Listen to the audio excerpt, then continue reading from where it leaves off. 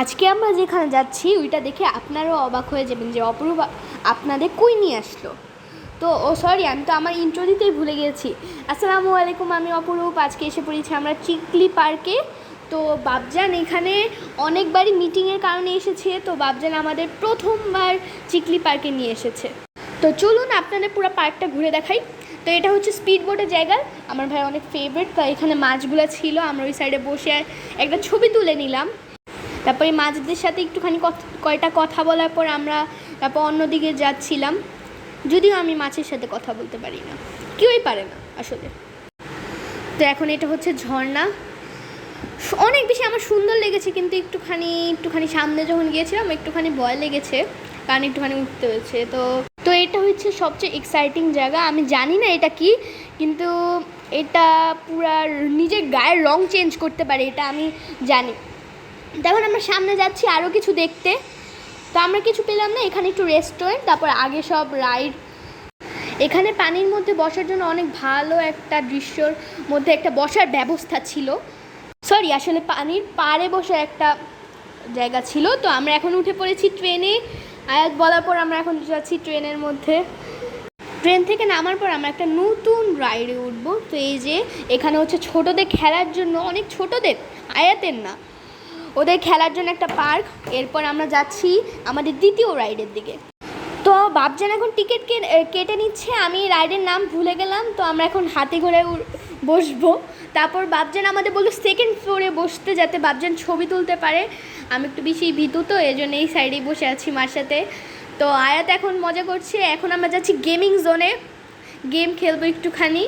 আমার ইচ্ছা ছিল অনেক দিন ধরে, আমি অত বেশি কোনো দিন গেমিং জোনে আজ পর্যন্ত কোনো দিন অত আসিই নাই।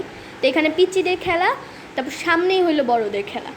বড় বলতে ঠিক আমার বয়সী বড়। সামনে হলো বাইকের খেলা, তারপর ভিআর সেট, তারপর ওই সাইডে গাড়িটা একটুখানি নষ্ট ছিল, এই জন্য আমি খেলতে পারিনি ওইটা। এখানেই আমি খেলবো। ও ভালো কথা, এই পুরা প্লে জোনটাই এসি দেওয়া, তো এখানে দাম দিয়ে রেখেছে। তারপর সামনে বাস্কেটবলও ছিল, কিন্তু ওইটাও নষ্ট ছিল। তো এখন মা এগুলো ভালো মতো ভিডিও করে নিচ্ছে, এগুলো সত্যি অ্যামেজিং। তো আমি এখন খেলছি। আমি প্রথমে ভেবেছিলাম আমি ভালোই খেলছি, কিন্তু পরে দেখলাম যে না, আমি বেশিক্ষণ খেলতে পারলাম না, কারণ আমি হেরে গিয়েছিলাম লাস্টে গিয়ে। অত বেশিক্ষণ টিকতে পারিনি, আমি সবার লাস্টে ছিলাম। তো এই যে এটা আয়াতের খেলা, এখন আয়াত খেলবে এই খেলার মধ্যে। আয়াতের খেলাটাও অনেক এক্সাইটিং ছিল, আয়াত খুব বেশি খুশি ছিল, কিন্তু ওই খেলাটা আমার জন্য অনেক বেশি ইজি। ও ওইখানে 300-100 পয়েন্টের মতো করে নিয়েছিল। তো আয়াত এখন খেলে নিচ্ছে এই খেলাটা। পরে গিয়ে আয়াত আবার বাইকের খেলা খেলে, কিন্তু ওইটার মধ্যে আয়াত আবার হেরে যায়, যেই খেলাটা বড়দের, কারণ ও চালাইতেই পারে না।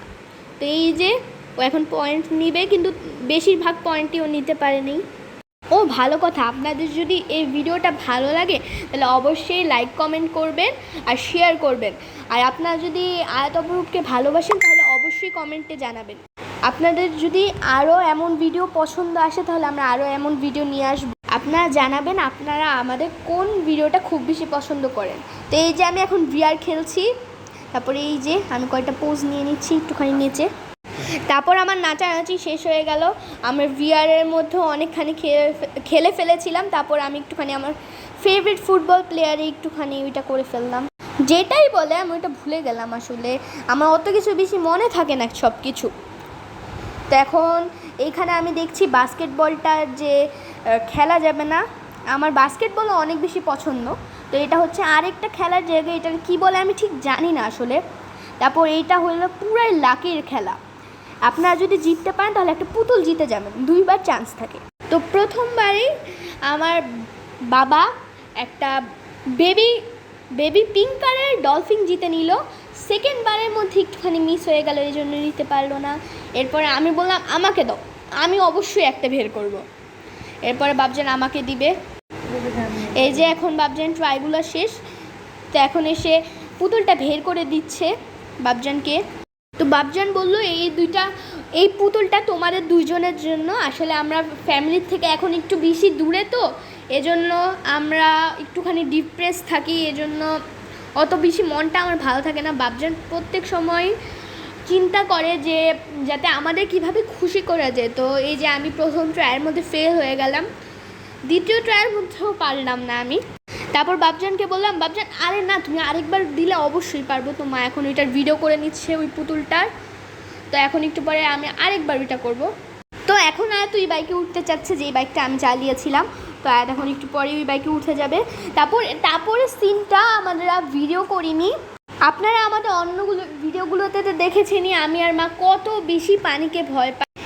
এবারও গতবারের মতোই হয়েছে। আয়াত অনেক বেশি সাহসী মানুষ। ও বলল, বাবজান আমি একটুখানি স্পিড বোর্ডের রাইডে উঠবো। বাবজান এবার কারো কথা না, এবার আয়াতের কথা শুনে আমাদের নিয়ে গেল স্পিড বোর্ডে। এরপরে অবস্থা, আমার আর মার পুরো অবস্থা খারাপ। আমরা পুরো রাইডটাই আসলে এনজয় করি, কিন্তু বাবজান আর আয়াত খুব বেশি মজা করেছে। আর বোর্ড থেকে নামা আর উঠা ছিল দুইটা সবচেয়ে বেশি কঠিন কাজ।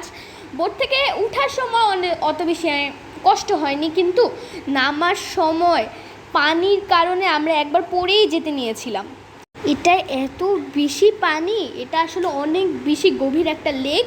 তারপর এই যে ওই রাইডটা দুনিয়ার মধ্যে সবচেয়ে বেশি ডেঞ্জারাস রাইড আমার আর মার জন্য।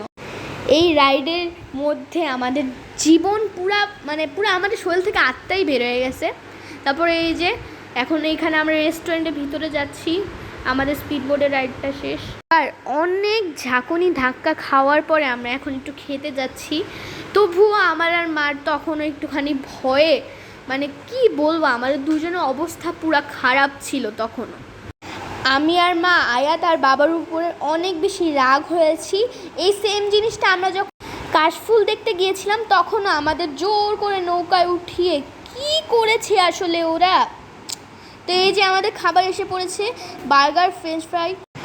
আমাদের ভিডিওটা কেমন লেগেছে অবশ্যই জানাবেন। তো ভালো থাকবেন, আল্লাহ হাফেজ।